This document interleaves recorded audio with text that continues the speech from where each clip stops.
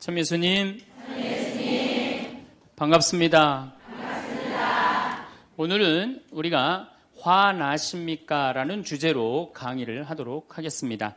만약에 우리가 인생 살아가면서 이 화만 안 내도 우리 인생이 굉장히 평탄할 것 같아요. 근데 가끔 잘 참다가도 그냥 갑자기 한번 화가 나면은 막 모든 게 막 뒤죽박죽 되시지 않으세요? 저는 이 한국 사회를 보면은 화로 꽉 찬 것 같아. 며칠 전에 그 지하철 2호선에서 할머니 한 분이 손자 같은 그 딸을, 손녀 같은 아이를 머리채를 막 힘도 얼마나 좋으신지 그냥 막 하는 모습을 보면서 정말 우리나라에 화가 꽉 차 있구나. 우리 인생을 살아가면서 분노를 억제하지 못하고 돌이킬 수 없는 잘못을 저지를 때가 참 많아요. 홧김에 어떨 때는 부모도 죽여요. 홧김에 남편도 죽이고 홧김에 아내도 죽이고. 그래서 이 화를 잘 다스린다는 게 굉장히 중요한 것 같아요. 그럼 여러분 언제 화가 나요? 화가 나는 건 언제 화가 나냐면 무시당할 때. 남편이 시댁 식구들 앞에서 아니면 성당 모임에서 우리 마누라는 할 줄 아는 게 아무것도 없다. 얼굴이 잘생겼나, 음식을 잘하나, 성격이 좋으나 마음에 드는 게 하나 없다고 정말로 남편이 구박하면은 정말로 속에서 부글부글 끓죠. 예, 내가 누구한테, 남편뿐만 아니라 다른 사람한테 내가 무시당할 때 우리는 화가 나요. 여기서 분노가 끌어올리죠. 또 남편들은 또 언제 화가 나요? 이 세상에서 아내한테 구박받을 처럼 화날 때가 없는 거예요. 당신 월급이 얼마냐? 우리 뭐 먹고 사냐? 누구 남편은 마누라 밍크코트 해줬대더라. 막 이러면은 남편도 막 홧김에 눈이 확 돌아가는 거죠. 여러분들도 남편, 아내 말고 또 누구한테 화날 때, 누구한테 무시당할 때 화가 나느냐면은 자식한테 무시당할 때 화나는 거예요. 더욱이 기가 막힌 거는 5살, 6살짜리한테 무시당하면요, 막 끌어올라요. 여러분들, 5살, 6살짜리가 막 엄마 말 안 듣고 살살 거짓말 시키면 화나요, 안 나요? 뻔히 이놈이 거짓말 하는 거 아는데도 살살 거짓말 시키면 엄마는 막 화가 나요. 그래갖고 엄마가 막 자백하라고 그러죠. 너 이게 거짓말 아니냐고. 그럼 애는 끝까지 감춰요. 그럼 엄마는 그거 감추는 게 화가 나갖고 애를 막 두들겨 패죠. 근데 사실은 여러분들 그 아이들한테 화나는 거는 애가 문제가 있어서 여러분들 마음 안에 화가 꽉 차 있어서 그래요. 아니 그 5살, 6살짜리가 거짓말하면 얼마나 하겠어요. 그리고 자기가 잘못하면은 거짓말하는 건 인간의 본능이에요. 여러분들 국회의원들 청문회 볼 때 보면 거짓말 해야 안 해요? 장관 후보자들 청문회 할 때 보면 거짓말 해야 안 해요?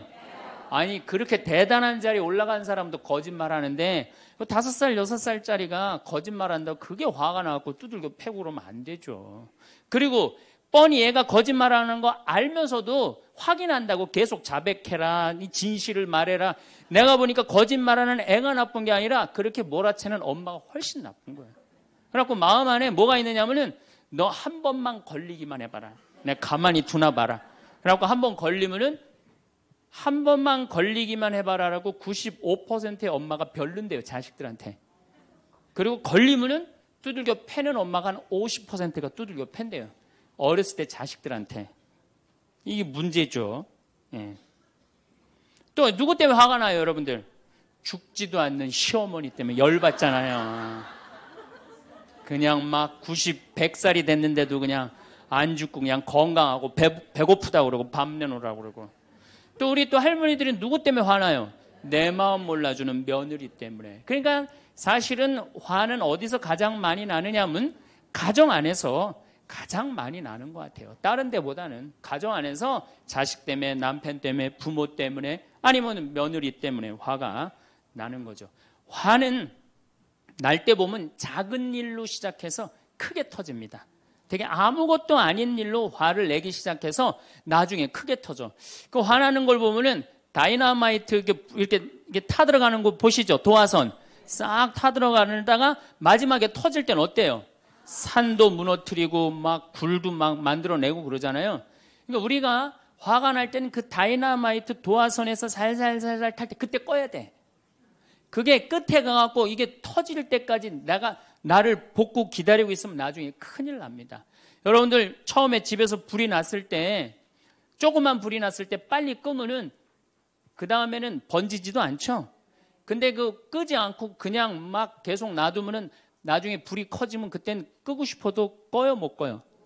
못 끄는 거예요. 그러니까 화라는 거는 잘 빨리 다스리는 훈련이 필요한 거예요. 내가 김치찌개 저녁에 요즘 배춧값이 너무 뛰었다고 그래서 딴 데 이 배춧값 신경 쓰느냐고 김치찌개를 좀 짜게 끓였어.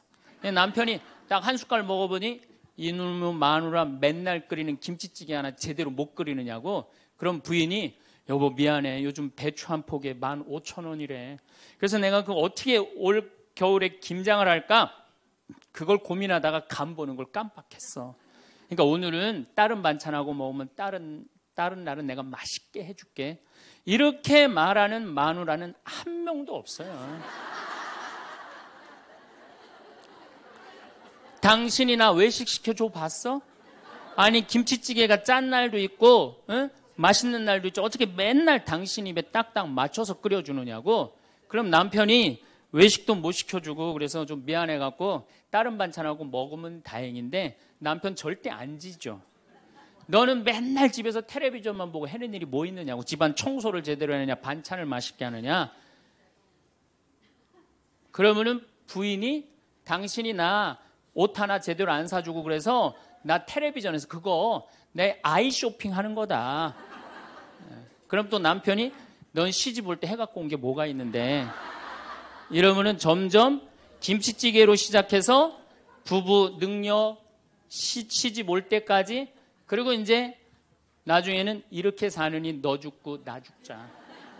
그래갖고 여러분들 뉴스 보도를 보면요, 자세히 보면요, 이런 뉴스가 굉장히 많이 나요. 아파트 15층에 느닷없이 14층에서 불이 나요. 그래갖고 소방관들이 와서 불을 끄고 주위 사람들 증언을 들어보면은 밤새 고함 소리가 오고 가고 난 뒤 불길이 치솟았다. 그러니까 이 홧김에 이렇게 사느니 너 죽고 나 죽자. 그래서 이불 방 한가운데다 갖다 놓고 석유 뿌리고 그리고 불 지르는 게 방화의 14%래요. 홧김에 지르는 불이 14%래요. 그 다음에 이 화라는 단어를 보면 불화자야. 여러분들 화가 나면 막 불이 나는 거야, 속에서. 이거를 다스리지 못하고 이거를 끄지 못하면은 우리가 점점 크게. 근데 화는 내면 낼수록 문제가 해결될까요? 문제가 꼬일까요? 화는 내면 낼수록 문제가 꼬여요. 제가 20년 전에 제가 알던 분 시동생이야. 근데 이 양반이 굉장히 다혈질이었어요. 성탄절 전날 불법 유턴을 하다가 걸렸어요. 걸려갖고 정경이 딱 잡아갖고 불법 유턴했습니다. 벌점 15점에 벌금 7만 원입니다. 나는 안 했다. 내가 분명히 봤습니다. 이놈의 새끼 안 했다는데 왜 자꾸 그러느냐? 너 경찰서장이 누구냐? 누굽니다. 그래 마침 친구였나 봐요. 내 친구인데 너 가만히 안 놔두겠다고 귀싸대기를 때렸어요. 정경 귀싸대기를. 했더니 정경이 가만히 있어요. 공무집행방해로 철창에 집어넣어버렸어요. 그래서 거기서 길길이 뛰다가 그 자리에서 뇌출혈로 죽었어요. 불법 유턴한 거 하나 때문에. 근데 우리는 그런 일들 참 많아. 옛날에도 공중전화 오래 한다고 그런 사건도 있었죠. 그냥 아무것도 아닌데 그냥 조금만 한 번만 내가 이 고개를 숙이면 되는데. 저도 강의 다니느냐고 멀리 강의 갈 때 시간은 다가오고 차는 막히고 그러면 제가 불법 유턴도 많이 하고 빨간불일 때 건너도 많이 가요. 정말로. 왜냐하면 나를 기다리는 분이 보통 500명, 1000명인 경우가 많잖아요. 서울 올 때가 제일 그럴 때가 많아요. 딱 걸리면은 저는 딱 문 내리고 로만 칼라 딱 보여주면서 제가 뭐라고 그러냐면 정말 미안하다. 내가 불법 유턴한 거, 내가 신호 어긴 거 인정한다. 그렇지만 내가 강의가 있어서 그러니까 좀 잘 좀 봐줘라. 그런 경찰들이 대부분은요, 침 뱉은 거, 안전벨트 안 한 거, 벌점 없는 걸로 끊어주지 굳이 그거 벌점 매기면서 끊어주는 경찰 없어요.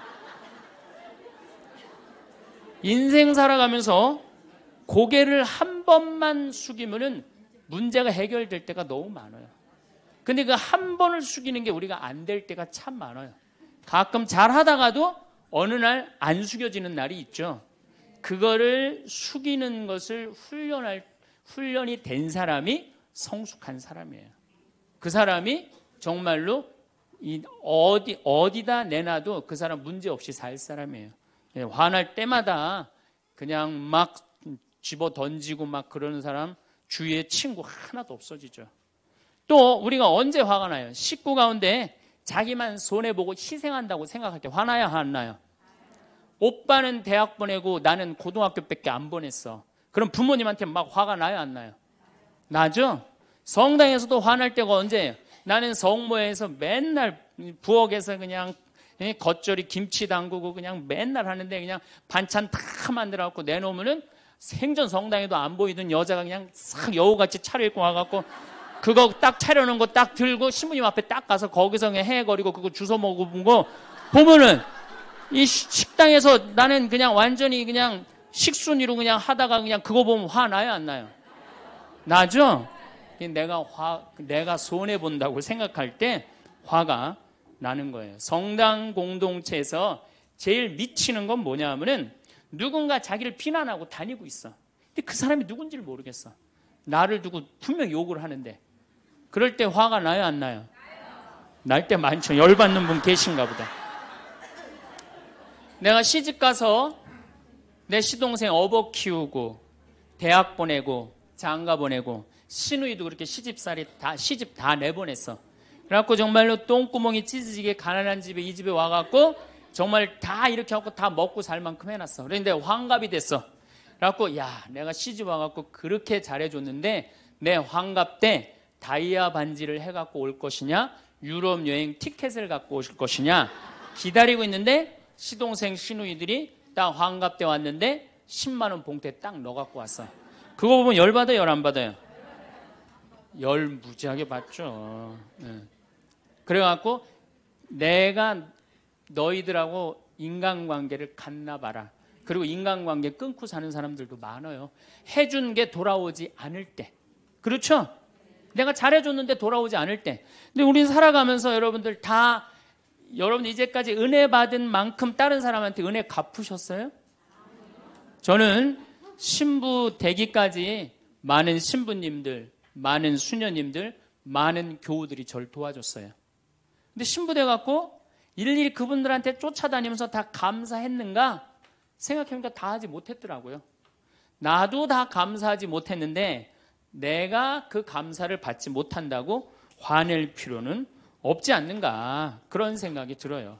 제가 신학교 다닐 때 우리 학장 신부님이, 돌아가신 배문환 신부님이 영성훈화 할 때 아주 이해하지 못하는 훈화를 꼭 하셨어요.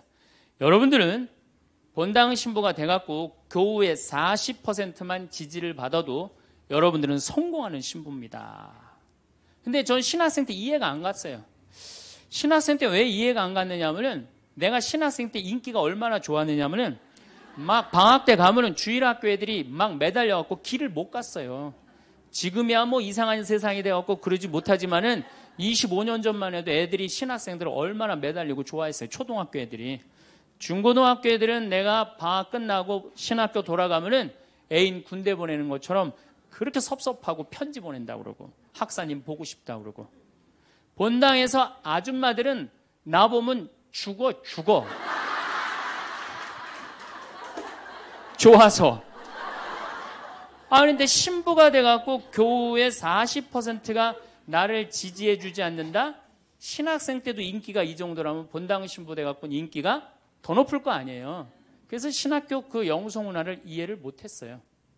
근데 막상 제가 신부가 되고 보니 교우의 40% 지지받는 거는요, 하늘의 별 따기보다도 어렵더라고요. 왜냐하면은 우리나라 지금 통계적으로 미사 참여율이 25% 나와요. 그러니까 정말로 그 신부님이 지지받는 신부님이다, 제대로 40% 지지받는 신부님이다, 그러면은 교우의 40% 미사 참여율 나와야 될 거 아니에요. 그러니까 교우가 1000명이라면 400명은 나와야 될 거 아니에요. 2000명이라면 800명이라면 나와야 되는데 2000명 중에 800명 나오는 본당은 없어요.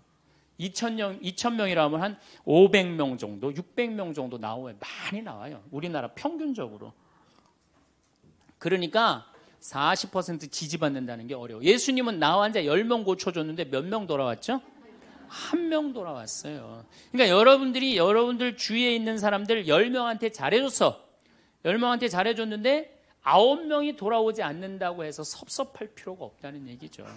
그 한 명이라도 돌아오면은 다행인 거예요. 그러니까 모든 사람들한테 인정받는 일이 쉬운 일이 아니다.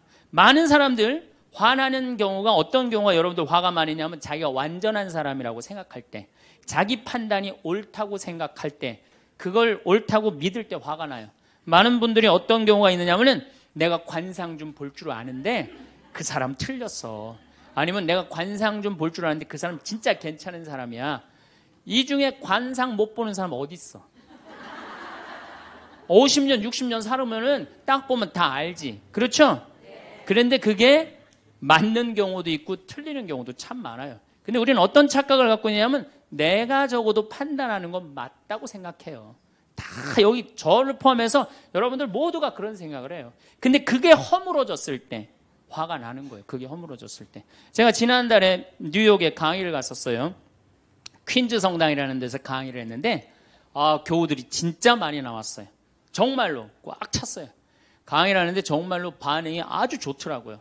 이 강의가 끝나고 이제 본당 신부님하고 사제관 올라가는데 따라오는데 이게 한국 사람이 안 따라오고 미국 여자가 따라오는 거예요. 미국 여자가 따라와갖고 그러는 거예요. 신부님, 자기가 신부님 강의를 한국말을 잘 못 알아들어서 잘 알아듣지는 못하지만은 너무 감동을 받았다고. 신부님은 정말로 하느님의 사람이라고. 나는 듣다 내 강의를 정말로 감동받다 못한 미국 여자까지 내 강의를 감동을 받는구나.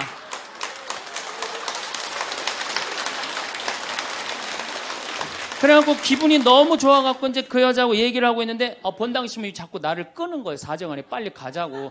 나 지금 미국 여자하고 얘기하는데 지금 본당 신부님이 내 팔을 자꾸 끄는 거예요. 그래갖고 아니 신부님 나 좀 빨리 가자고. 나를 본당 신부님이 가자고 그랬는데 어떻게 가자고 그랬더니 본당 신부님이 조금 지나가더니 신부님이 그러는 거예요. 신부님 저 여자 이거라고 이거.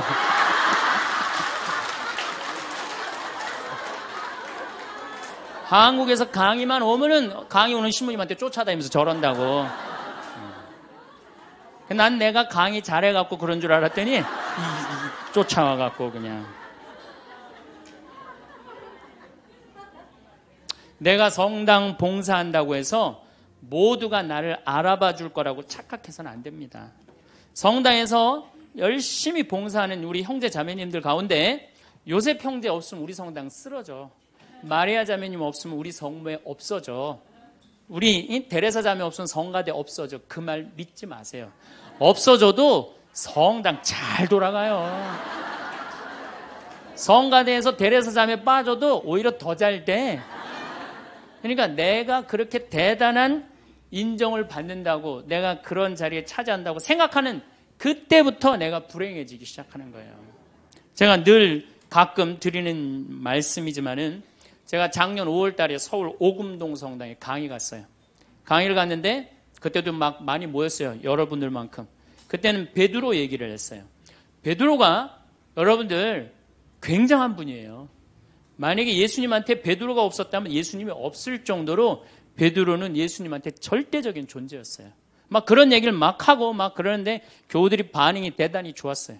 그래갖고 이제 강의 1강의가 끝나고 쉬는 시간이 됐는데 22년생 할머니야. 머리가 하얀 할머니가 자기가 돌아가신 추기경 형님하고 동갑이라는 거예요. 근데 추기경 형님이 항상 자기하고 친한데 동창이라고 그랬다는 거예요. 추기경 형님, 김수환 추기경 형님이. 근데 자기는 그때 할머니가 88살 정도 됐던 걸로 기억이 나요. 88년 동안 살면서 이렇게 훌륭한 신부님 강의 처음 들었다는 거예요. 이야, 내가 정말로 인기가 많은가 보다. 그래갖고 할머니가 신부님 손을 한 번만 잡으면 죽어도 여한이 없다는 거예요. 이제 이 나이에. 그래서 할머니 감사합니다. 그리고 할머니 손을 잡았는데 이 할머니 하시는 말씀이 난 오늘 우리 차동엽 신부님 손을 잡아서 죽어도 여한이 없다는 거예요. 차동엽 신부님 손을 잡아서.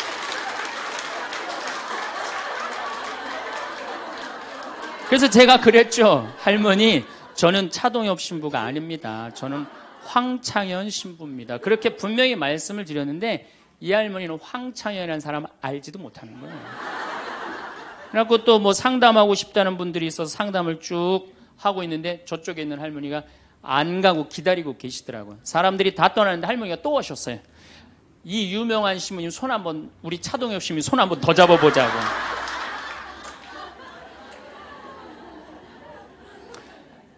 모든 사람들이 나를 인정해주지 않는다 하더라도, 모든 사람들이 나를 알아주지 않는다 하더라도 실망하실 필요 없어요.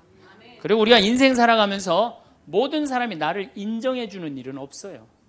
그러니까 여러분들 가운데 모든 사람이 나를 좋아해. 이분은 사실은 나중에 불행의 씨를 갖고 있는 분이에요. 화의 씨를 갖고 있는 분이에요. 10명 중에 몇 명만 나를 좋아해도 성공해? 4명만 좋아해도 성공한 거예요. 아니 10명 중에 1명만 나를 믿어줘도 여러분들은 실패한 인생이 아니에요. 9명은 나를 인정하지 않을 수도 있어요. 근데 가끔 나는 우리나라 연예인들을 보면 안타까워요. 연예인들 막 인기가 좋잖아요. 인기가 좋은데 막 따라다니잖아요. 막 따라다니는데 그 연예인들 따라다니는 사람들을 보면은 많이 따라다녀 500명, 1000명이에요. 그러면은 국민의 5천만 명의 국민 중에 1000명 따라다니는데 그 1000명 속에서 자기가 인기가 완전히 있는 줄 아는 거예요. 완전히 그 1000명 속에서 파묻혀갖고 4999만 9천명은 그 사람이 누군지도 모를 수 있어요. 그렇지 않아요? 여러분들 요즘 연예인들 막 때로 나와갖고 뛰어다니고 막 춤추는 거 보면 구분돼요, 안 돼요? 난 아무리 알아보려고 그래도 나도 이제 늙어가기 시작하니까 이게 누가 누군지 모르겠더라고요. 나하고 그 사람들하고 아무 상관없어. 그러나 연예인들은 그런 생각을 안 해요. 자기가 모든 사람들한테 인기가 있다고 착각을 해요. 그런데 갑자기 댓글에 그게 노래냐, 그게 춤이냐, 그게 연기냐, 이런 악성 댓글이 올라오면 그때부터 미치는 거예요. 그래갖고 그 악성 댓글을 올려봤자 내가 보기에는 정신 나간 사람이 올리거나 아니면은 자기 마음에 안 드는 사람 올리는데 많이 올려야 50명, 100명도 안 올릴 거예요. 자기를 좋아하는 연예인들은, 저 일반 대중들은 보통 한 5,000명, 10,000명 되면은 그런 악성 댓글을 올리는 사람은 10명, 20명도 안 될 거예요. 근데 그거에 스트레스를 받아갖고 목매갖고 자살하는 연예인들이 참 많아요. 그럴 필요 없다는 거예요. 최진실 씨가 세상 떠난 지 벌써 이제 2년 됩니다. 참 안타까운 연예인이에요. 나는 최진실 씨하고 나이하고 비슷한 연배. 우리 어렸을 땐 인기 최고였어요. 정말로. 정말 앞으로도 더 연애 활동을 했으면 우리한테 큰 기쁨을 줬을 거야. 근데 최진실 씨를 좋아하는 사람은 국민이 나를 포함해서 한 3천만 명은 될 거예요. 근데 최진실 씨가 세상 떠날 때 악성 댓글을 한 사람 4사람밖에 안 돼요. 근데 너무너무 안타깝죠. 그러니까 우리가 살아가면서 여러분들도 여러분들한테 막 나쁜 소리를 하는 사람은 한둘이야. 근데 그 한둘도 내가 보기엔 제정신 가진 사람은 아니다. 그러니까 모든 사람들한테 내가 인정받지 못한다고 그래서 화낼 필요는 없다. 제가 17년 전, 벌써 18년 전이네요. 철산성당이라는 경기도 광명 보좌신부를 했어요. 보좌신부를 했는데 거긴 교우가 14,000명이야. 14,000명. 예비자 교리반을 딱 맡았는데 100명이 딱 있는 거예요. 새로 신부는 됐지. 그냥 교리 교환을 신학교 때 얼마나 공부를 열심히 하고 준비를 열심히 했어요. 100명이 있으니까 기분이 너무 좋더라고요. 그래서 그냥 교리를 그냥 얼마나 열심히 했는지 몰라요. 근데 한 달이 지났는데 늘어나도 전찬을 판국에 아니 이게 줄어들기 시작하는 거예요. 90명으로 줄어드는 거예요. 2달이 지났는데 80명으로 줄어드는 거예요. 3달이 지났는데 진짜 딱 반토막이 나더라고. 50명으로. 그랬더니 봉사자들이 맥주하고 안주를 사갖고 와서 나를 위로해 주는 거예요. 신부님 실망하지 말아라. 원래 교리반이 이렇게 어중이 떠중이 다 떠나고 이렇게 오리지널만 3개월 지나면 딱 남는다. 그리고 실망하지 말으셔야 되는 이유가 수녀님 반은 더 떨어졌다. 그러니까 실망하지 말아라. 그때 제가 뭐라고 그랬냐면 여러분들은 요한복음 6장도 읽어보지 않았느냐. 요한복음 6장에 무슨 얘기가 나오는 예수님이 5,000명 먹인 기적 얘기가 나와요. 근데 요한복음 4장에 보면 예수님이 죽어가는 고간의 아들을 살려요. 그냥 예수님 활동하자마자 첫 기적은 요한복음에서 첫 기적은 가나에 술 많게 하는 기적이고 두 번째 기적이 뭐냐면은 죽어가는 고간의 아들을 살리는 거예요. 그럼 죽어가는 고간의 아들을 여러분들 본당 신부가 새로 발령받아 와서 내 아들이 암으로 막 죽어가. 근데 신부님이 가정방문 와갖고 내가 안수기도 한번 해볼게. 그래갖고 안수기도를 해줬는데 암으로 막 죽어가려고 그러는 아들이 살아났어. 그럼 그 신부님 인기가 본당에서 어떨 것 같아요? 성당 안 나오던 교우들도 그 신부님 구경하러 다 나올 거 미사참례. 예수님 엄청나게 따라다녔어요. 그런데 요한복음 5장에 보면 예수님이 38년 동안 벳자다 연못에서 누워있던 사람을 지나가다가 측은한 마음이 들어서 일으켜 세워요. 근데 신부님 우리 시어머니는 중풍으로 38년 동안 누워있었다고. 그럼 내가 또 한번 안수기도 해볼게. 가서 안수기도 했는데 시어머니가 38년 만에 일어났어. 그럼 본당 신부님 인기는 하늘을 찌르는 게 아니라 하늘을 뚫고 올라갈 거예요. 그 정도로 예수님 인기가 그렇게 좋았어요. 그래갖고 이 사람들이 예루살렘에서 예수님이 그런 기적을 하셨는데 예수님을 갈릴레아 호수까지 몇 명이 따라가느냐 하면 5천 명이 따라갑니다. 자기네들 스스로 제자라고 그러면서 5천 명이 따라가요. 5천 명이 따라가는데 보니까 3일 동안 이 사람이 밥을 못 먹어. 그러니까 예수님이 빵 5개, 물고기 2마리로 5천 명을 먹여요. 그러니까 당시 유대인들이 뭐라고 그러냐면 우리가 드디어 기다리던 왕이 왔다. 왕으로 억지로라도 모시자. 그래요. 그러니까 예수님이 딱 사라졌다가 저녁에 딱 나타나는데 갈릴레아 호수에 나타나는데 성서에 25에서 30 스타디온 정도 배가 떨어져 있었다고 그랬어요. 그럼 완 스타디온은 얼마냐? 한 200m 정도를 완 스타디온, 한 스타디온이라고. 여러분들 스타디온이 어디서 온 말이에요? 스타디움 한 바퀴를 돌고 있습니다. 그러잖아요. 그 스타디움이 성서에서 나오는 스타디온에서 나온 얘기예요. 그러니까 한 스타디온은 한 200m 정도 되는 거예요. 그걸 30 스타디온을 걸었다면은 얼마를 걸은 거냐면은 6km를 걸은 거, 무리를 쫙. 미치는 거죠. 사람이 무리를 걸은 거를 보면 미치지 않아요. 만약에 여러분들 내가 강의한다고 저 뒤에서 걸어서 안 들어오고 공중부양으로 떠서 쫙 들어온다고 생각을 해봐. 강의할 필요 있어요, 없어요? 잠깐 떴다가 그냥 쫙 나가면 그걸로 끝이지. 그러니까 당시의 유대인들은 예수님한테 완전히 반한 거예요. 근데 다음날 예수님이 이상한 말을 해요. 참으로 확 끼얹어요. 내가 진실로 진실로 너희에게 말한다. 너희가 사람의 아들의 살을 먹지 않고 그의 피를 마시지 않으면 너희는 생명을 얻지 못한다. 그러나 내 살을 먹고 내 피를 마시는 사람은 영원한 생명을 얻고 나도 마지막 날에 그를 다시 살릴 것이다. 내 살은 참된 양식이고 내 피는 참된 음료다. 군중들이 눈이 동그래요. 여러분들은 살 먹고 피 먹는 얘기 하도 많이 들어서 안 이상하죠? 그런데 다른 종교인들이 우린 예수님 살 먹어, 예수님 피 마셔 그러면은 어떻게 생각할 것 같아요? 식인종 아니면 드라큘라 둘 중에 하나예요. 예수님 피 먹는 거면. 그러니까 당시의 유대인들이 뭐라고 그러냐면 이 말씀은 듣기가 너무 거북하다. 누가 듣고 있을 수 있겠는가? 그러니까 그러면서 떠나요. 그러니까 예수님이 당신의 말씀을 두고 투덜거리는 것을 속으로 아시고 그들에게 이르셨다. 이 말이 너희 귀에 거슬리느냐? 그리고 성서에 이렇게 우리에게 말합니다. 이 일이 일어난 뒤로 제자들 가운데 많은 사람이 되돌아가고 더 이상 예수님과 함께 다니지 않았다. 다 떠나간 거예요. 말을 알아듣기 너무 어렵다고.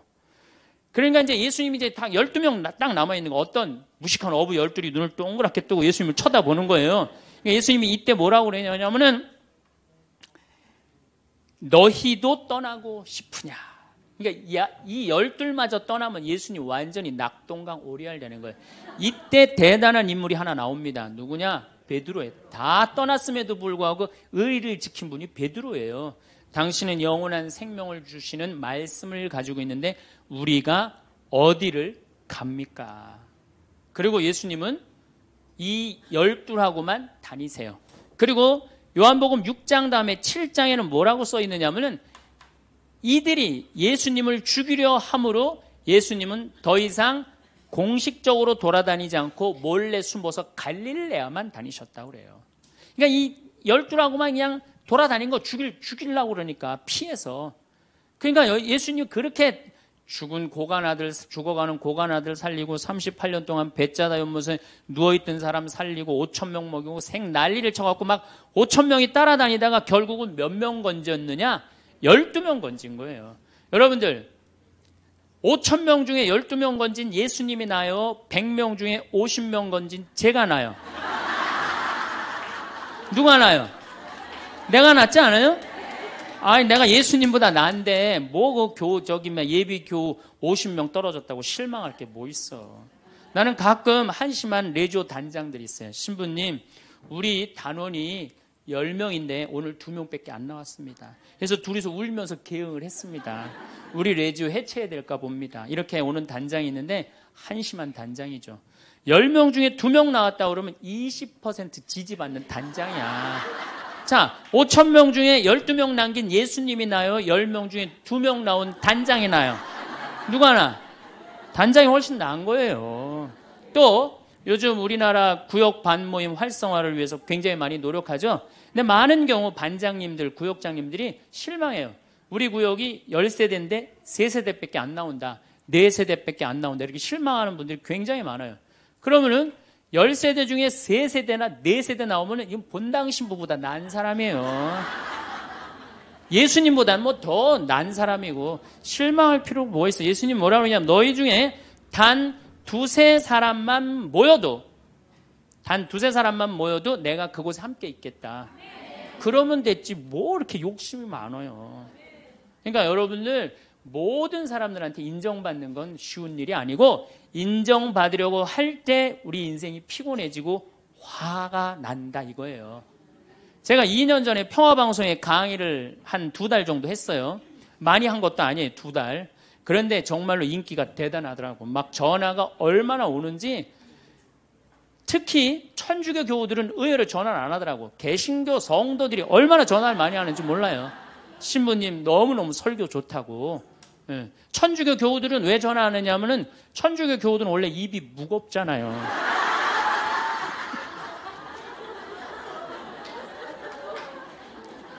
급기야는 목사님이 전화를 하셨어요. 신부님 우리 교회에 와서 설교를 주일 예배에 좀 해달라는 거예요. 그래서 제가 주일 예배에 가서 설교를 했어요. 그때 이번에는 천안에서 스님이 전화를 하셨어요. 우리 절에 와서 설법을 해달라고. 더욱이 나는 그 주지 스님을 아직도 잊지 못하는데 참 좋으세요. 겸손하시고. 상좌에 앉혀서 제가 설법도 주일날 했어요. 뭐 인기가 뭐 천주교, 개신교, 불교 막 올라가는 거예요. 기분이 끝내줬는데 갑자기 전화가 한 통 왔어요. 평촌에서 사는 할머니야. 근데 이 할머니가 전화를 우리 직원한테 황창현 신부를 바꾸라고 전화가 온 거예요.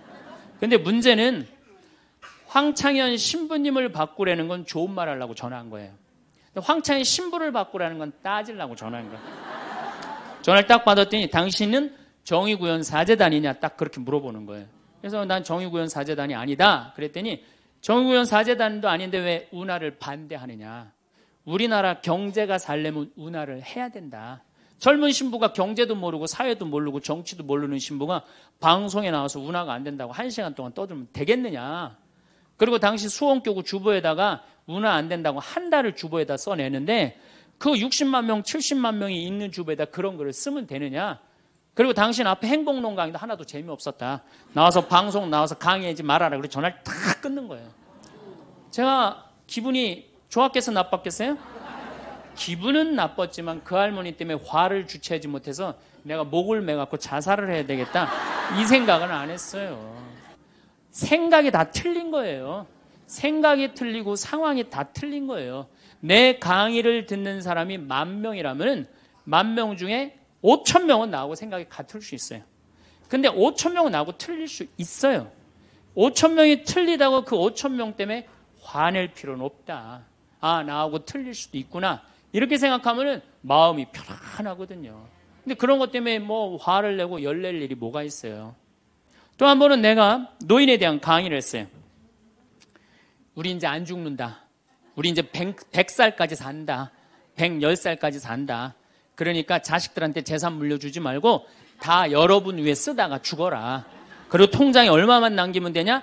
500만 원만 남겨라. 500만 원만.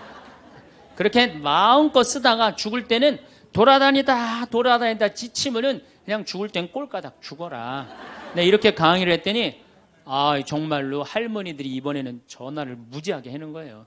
너무너무 내 노년을 확실히 알려줘서 고맙다고.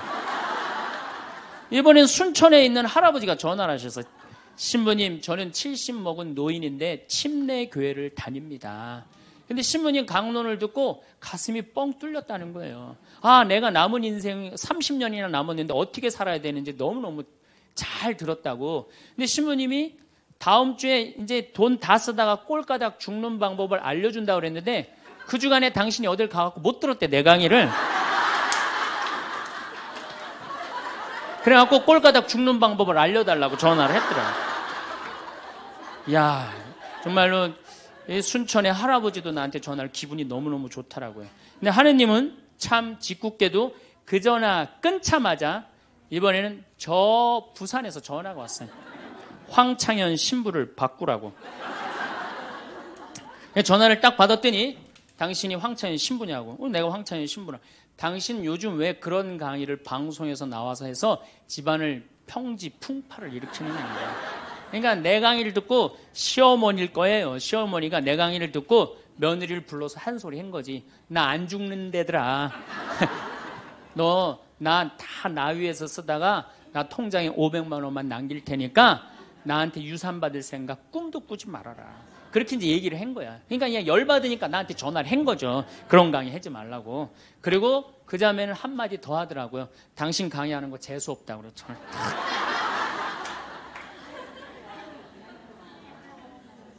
내가 그 전화를 받고 기분이 좋았겠어요? 나빴겠어요?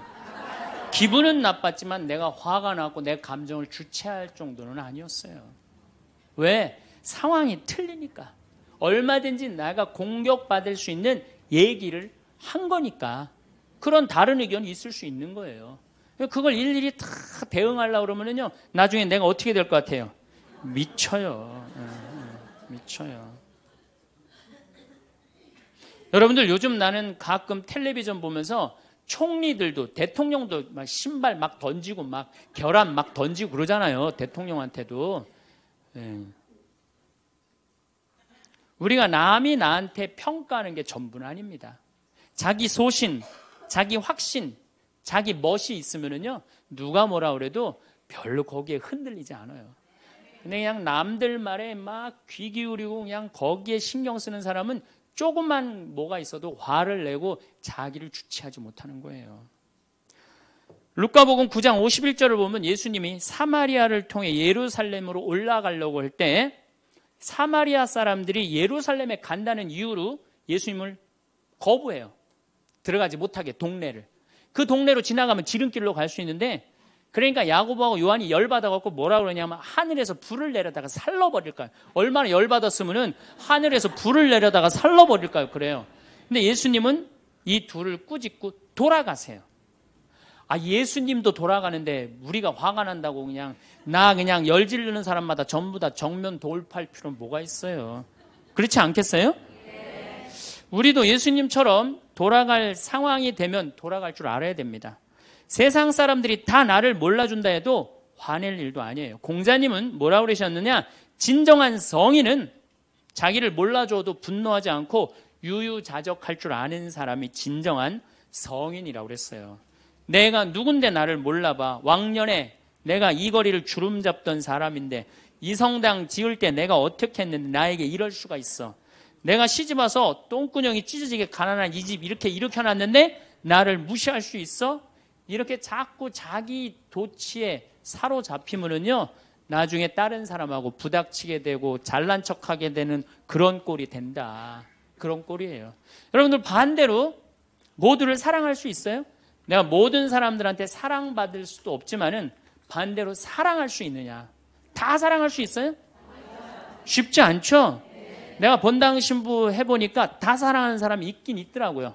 누가 다 사랑하느냐면 머리에 꽃 꽂은 여자가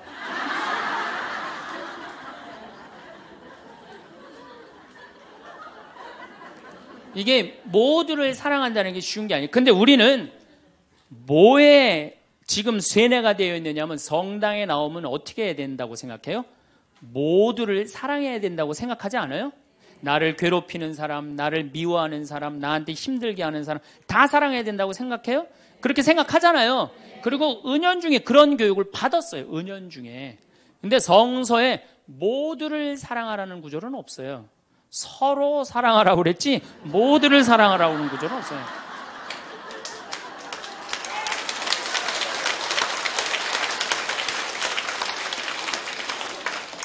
그러면은 이 모두를 이 사랑하는 게 얼마나 어려우느냐 요 얘기만 하고 다음 시간에 얘기하도록 하겠습니다. 사람은요 동그란 사람이 있고 네모난 사람이 있고 세모난 사람이 있고 별난 사람이 있어요.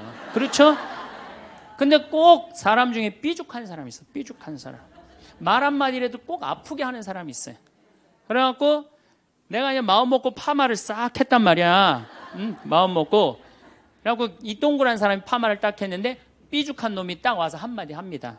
파마를 왜 그렇게 했어? 얼굴이 떡판 같아 보이잖아. 그럼 이 동그란 사람 피가 뚝뚝 떨어져요? 안 떨어져요? 뚝뚝 떨어지는데 동그란 사람 특징은 뭐냐? 남한테 싫은 소리 하면 안 되는 줄 알고 있는 거예요. 그러니까 동그란 사람이 그렇게 내 가슴에 피가 떨어지면 한마디 해줘야 될 거 아니에요. 내가 떡판이든 뭐든 네가 무슨 상관이냐 이렇게 얘기를 해야 되는데 동그란 사람은 파마를 왜 그렇게 해서 얼굴이 떡판 같잖아. 그러면 동그란 사람이 뭐라고 그러냐면 그러게 해다 보니 그렇게 됐네.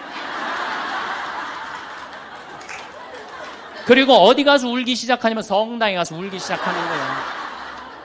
예수님 저 삐죽한 여자가 나보러 떡판이래요.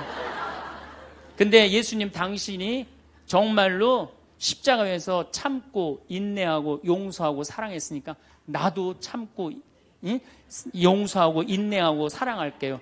그래갖고 그냥 겨우 어떻게 주체할 수 없는 걸 다스려갖고 고해성사를 봤어. 고해성사를 봐갖고 용서를 했어. 자기하고 예수님하고 신부님하고는 화해를 했는데 그 삐죽한 사람하고는 화해했어 안 했어요? 삐죽한 사람은 찔렀는지도 모르고 몰라요. 그 사람 피가 흐르는지도 몰라요. 그런데 더 동그란 사람이 미치는 건 뭐냐면 그렇게 찔러놓고 딴 데 가고 막 헤헤거리고 또 수다 떨면은 동그란 사람이 속으로 무슨 생각이 들어요? 넌 웃음이 나오니? 난 지금 피가 뚝뚝 흐르는데. 가을이 돼갖고 그냥 또 그냥 마음 먹고 성당을 나왔는데 삐죽한 놈이 동그란 사람한테 한마디 또 합니다. 아니 요즘 남편이 돈 못 벌어? 옷을 왜 이렇게 후줄그리하게 입고 다녀? 그러면 또 피가 뚝뚝 떨어지는 거야. 이 동그란 사람 여러분들 삐죽한 사람 만나야 돼? 만나지 말아야 돼? 만나면 안 돼요. 이 삐죽한 놈 누구 소개시켜줘야 되냐면 별난 놈 소개시켜줘. 별난 놈. 찔러도 안 나오는 별난 놈. 이런 놈 소개시켜줘야지 어떻게 모두를 사랑할 수 있어요. 그거는 불가능한 얘기예요. 모두를 사랑한다는 거. 그러니까 여러분들 오늘 이후로 나는 모든 사람을 사랑할 것이다. 그러면 나중에 누가 망가지냐면 내가 망가져요. 모두를 사랑하면서 자기가 완전히 망가지는 거예요. 모두를 사랑하면서 기쁨은 다행인데 모두를 사랑하면서 그걸 끌어안느냐고 속에서 부글부글 끓어. 그냥 화가 꽉 차 있는 거죠. 그러면은 다음 시간에 정말 모두를 사랑하는 일이 얼마나 어려운 일인지 이야기 나누도록 하겠습니다. 감사합니다.